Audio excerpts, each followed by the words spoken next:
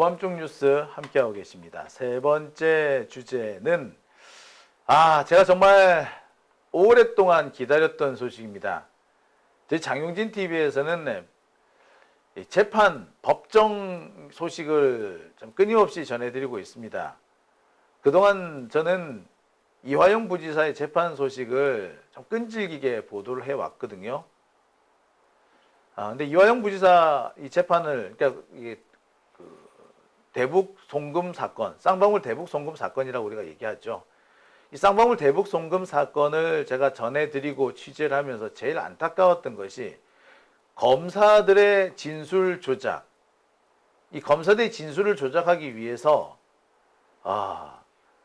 수감자들한테 허용되지 않는 연어회, 소주, 심지어 육회까지 제공한다는 그런 소식이었습니다. 그렇게 제공을 해서 그렇게 해서 진술을 바꾼다는 거죠.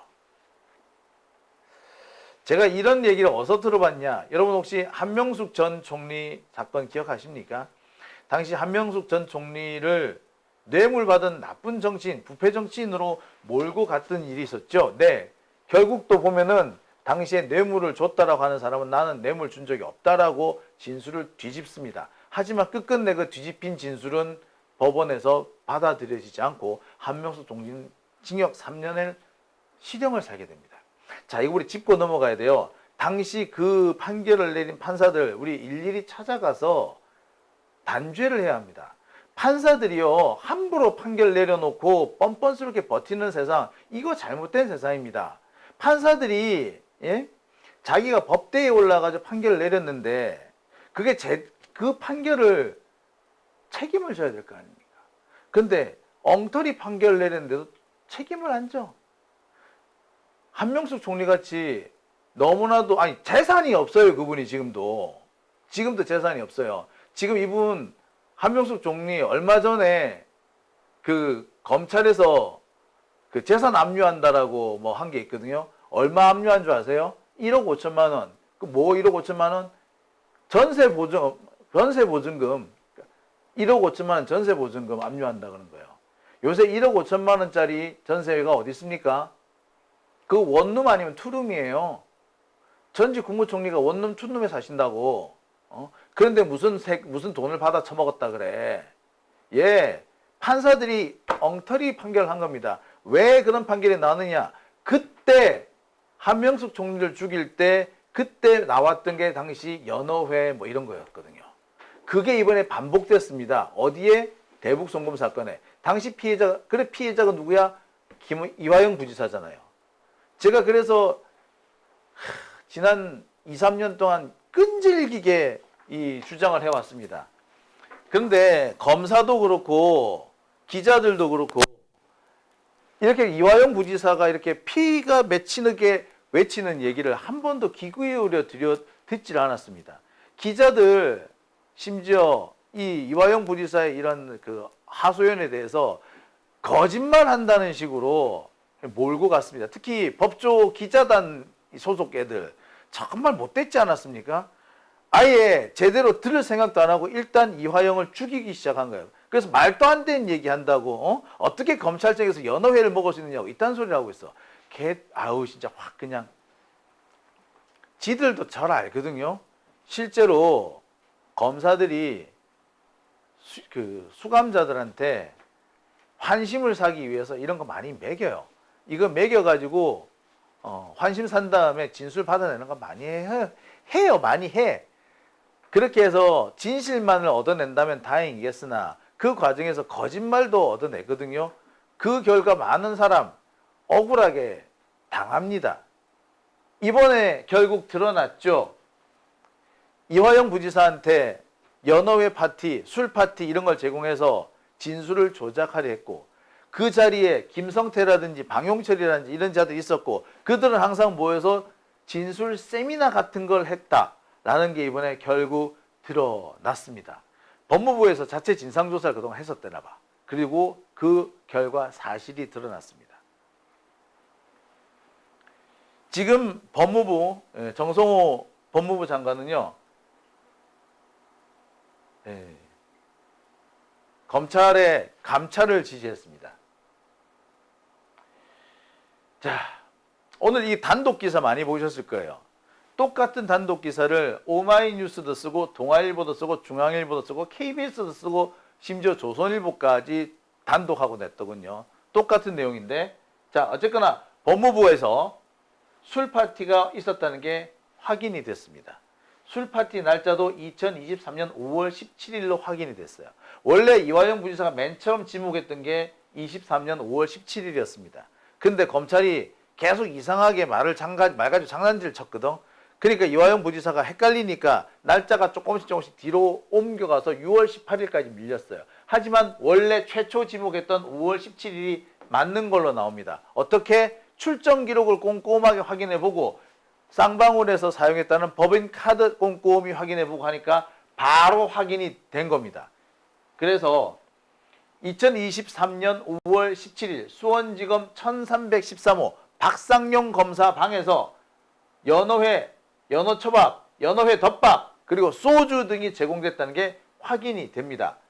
이날 박상용, 이화영, 김성태, 박용철 등이 연어회, 연어초밥, 소주 등으로 저녁을 먹고 있다는 것이 확인이 됩니다. 출정 기록, 쌍방울, 법인카드, 그리고 당시 현장에 있었던 교도관의 증언까지 쫙 맞아떨어진 겁니다. 지금까지 검찰은 거짓말을 했던 겁니다.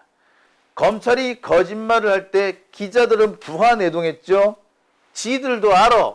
검사들이 무슨 짓을 한다는 거. 아니, 기자들을 모를 이유가 없잖아요. 검사들이요, 툭 하면은 자기 무용담을 기자들한테 펼치는 거 엄청 좋아합니다.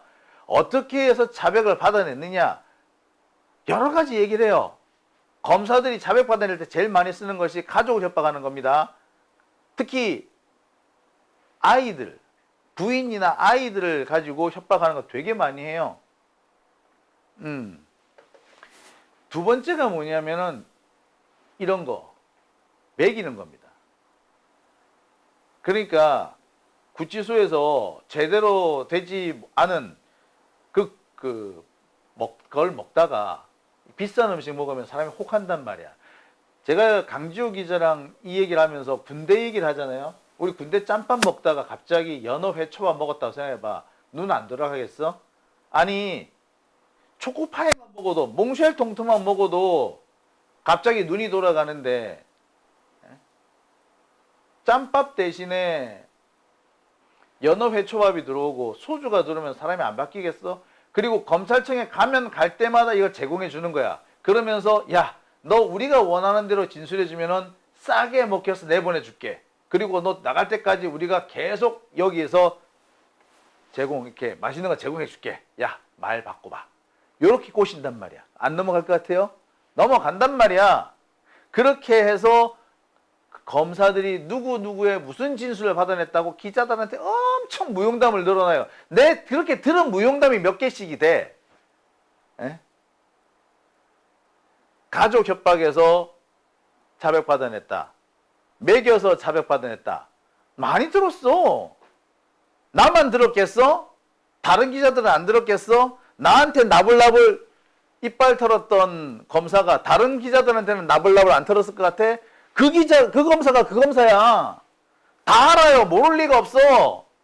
그런데 이화영 거짓말쟁이로 만드는데 기자들이 앞장섰죠. 누가? 법조 기자들.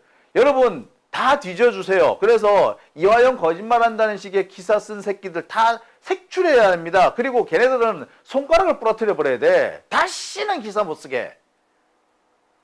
다시는 기사 못 쓰게 손가락을 부러뜨리거나 다시는 리포트 못하게 혓바닥을 잘라버리거나 해야 돼요. 인간이야? 에? 어휴, 정말 그러는 거 아니야. 그러는 거. 기자가 돼가지고 말이야. 어디 가진 자, 권력 있는 놈들 똥구멍만 쫓아다니고 말이야. 못된 새끼들 말이야. 그게 인간이야? 자, 오늘 법무부에서 내놓은 자료입니다. 자, 이 보도자료를 제가 하나하나 확인해 볼게요. 내용이 되게 많은데 가장 중요한 부분만 먼저 뽑아보겠습니다. 자, 보도자료 1페이지 하단에 이런 내용이 있습니다. 2023년 5월 17일 수원지검 1313호 검사실 내 영상 녹화실에서 연어회 덮밥 및 연어 초밥으로 수용자 이화영, 김성태, 방용철 등 공범들과 박상용 검사 등이 저녁 식사를 하는 과정에서 김성태 등이 종이컵에 소주를 마신 정황을 확인하였다. 이 내용은요, 당시 현장에 있었던 교도관들의 증언과도 일치합니다. 그리고 이 내용은 출정 기록과도 일치하고요. 심지어 쌍방울 법인카드 사용 내역과도 일치합니다. 그래서 날짜가 이렇게 특정된 겁니다. 와, 씨. 이화영 부지사는 이걸 6월 18일로 기억했죠. 맨 처음에 5월 17일이었어. 근데 검찰이 자꾸 이렇게 저렇게 딴지를 건 거야. 그리고 기자들도 계속 이렇게 저렇게 딴지를 걸었어. 그러니까 이화영 부지사가 이게 약간 기억이 흔들리기 시작합니다. 그러다가 결국 6월 18일까지 옮겨갔죠. 하지만 최초 발언은 5월 17일이 맞았고요. 결국 최초 발언이 맞다라는 게 확인이 된 겁니다. 그러니까 검사들이 이화영 부지사의 진술을 일부러 뒤집기 위해서 옆에서 이렇게 찔른 거야. 이화영이 정확하게 기억하니까 마치 그 기억이 정확하지 않은 것처럼 일부에서 막 이렇게 긁은 거예요. 사람이 그렇잖아요. 옆에서 아니다라고 하거나 다른 걸 수도 있지 않겠니? 이런 식으로 살살살 꼬시면 감옥 같은 데 갇혀있는 사람들은 그런가? 이렇게 된단 말이야. 그걸 이용해가지고 나중에는 이화영 부지사의 진술이 근거가 없는 걸로 몰아가려 했었던 거죠. 결국에 확인이 됐습니다. 이화영의 최초 기억이 맞았던 걸로. 자, 이런 내용도 있습니다. 이화영이 주장하는 김성태 수용기간 중 검찰 조사 시 김성태가 원하는 외부 도시락과 음식이 수회 반입된 사실이 있고 영상 녹화실 및 창고라는 공간에서 수시로 김성태, 이화영 등 공범이 모여 대화를 나누었고 쌍방울 직원이 수원지검 1313호 검사실에 상주하면서 김성태를 수발하였으며 현직 교도관이 박상용 검사의 조사 과정에서 부적절한 조치에 항의하였다는 점에 대하여 사실일 가능성이 있는 것으로 판단되었다. 그동안 이화영 부지사가 줄기차게 주장했던 그 많은 내용들을 검사들이 거짓말이라고 뒤집어 씌웠던, 기자들이 거짓말이라고 몰고 갔던 그 내용들 다 사실이었다는 것이 확인이 됐습니다. 이화영 부지사 그동안 고생 많이 하셨습니다. 이렇게 진실이 밝혀지네요. 문제는 신진우 판사죠. 이화영 부지사가 이렇게 주구장창 얘기를 했는데 그 진술을 받아들이지 않았던 1심 신진우, 항소심 조문경 판사들이 판사가 아니고 이렇게 되면은 판사가 아니라 개판이지. 자, 근데 문제는요, 이 사건 수사 대상이 아니고 감찰 대상이랍니다. 이게 왜 감찰 대상이죠? 수사 대상이지. 그리고 대검이 감찰이 대상이 되면 대검에서 조사를 하게 되는데 대검 같아야 말이지. 팔이 안으로 굽잖아. 이거 어떻게 수사할 겁니까? 조사 이거 대검에 못 맡깁니다. 자, 그동안 이화영 부지사 지난번 저희 국회에도 나와가지고 참 증언하고 진술했죠. 고생 많이 하셨습니다. 자, 여기서 우리가 짚고 넘어가야 될 사람이 있습니다. 신봉수 당시 수원지검장. 이 70년생이더라고요. 전북 전주고요. 건국대 법학과 사법연수원 29기, 평택지천장, 대검 반부패부장, 윤석열이 중앙지검장일 때 특수일부장. 그러니까 이 사람이 조국 때려잡고 이재명 때려잡고 하는데 앞장섰던 그 자입니다. 그리고 마침내 검사장이 돼서, 그러니까 보세요. 윤석열이 중앙지검장일 때 특수일부장이었는데 이게 2018년 그 무렵이잖아요. 그런데 2022년에 검사장이 됐다고.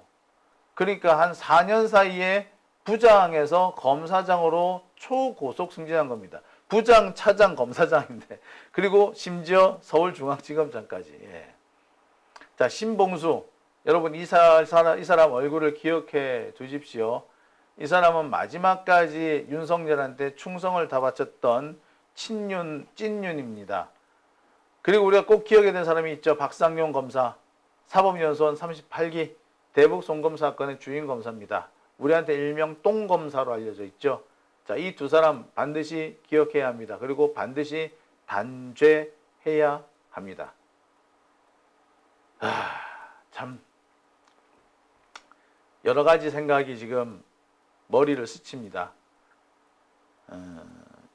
이화영 부지사 고생하셨다라는 말씀밖에 제가 드리지 못하겠는데, 그동안 장용진 TV도 그 법조 기자단의 그 일부 적폐들로부터 말 못할 공격을 많이 받아왔습니다. 그래서 돌이켜 생각하면은 정말 열받아요. 예. 그들한테서 우리가 이제 사과를 받아내야 되겠죠. 참 사과를 받아내야 될 것 같은데 아마 사과 안 하겠죠. 그래서 제가 여러분들한테 당부 드리는 겁니다. 이화영 부지사를 거짓말쟁이라고 했던 사람들, 그 기자들은요, 기자 자격이 없습니다. 다시는 기사를 하는 걸 써서는 안 될 사람이에요. 다시는 기사라는 걸 못 쓰게 손가락을 부러뜨리거나 혓바닥을 잘라내야 합니다.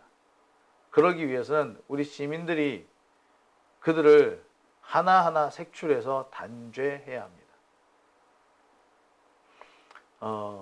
참 그 문제 반드시 짚고 넘어가야 돼요. 지금까지 권력기관들은 자신들의 잘못한 행태에 대해서 반성하는, 형식적으로나 반성하는 그런 기간이 있었는데, 언론은 단 한 번도 자신들의 곡필 왜곡에 대해서 반성한 적이 없습니다. 그러니 지금처럼 뻔뻔스럽게 살아남는 거죠. 자, 그 작업을 해야 되겠죠. 곡피를 휘두른 자. 그래서 검찰의 이 전횡에 피해를 입은 사람들이 숱하게 흘렸을 피눈물 그대로 되갚아줘야 되지 않을까 싶네요. 자, 오밤중 뉴스 함께하고 계신 지금 시각 1시 3분 지나고 있습니다. 자, 마음이 영 씁쓸하네요. 자, 그나마 지금이라도 진실이 밝혀졌으니 다행입니다.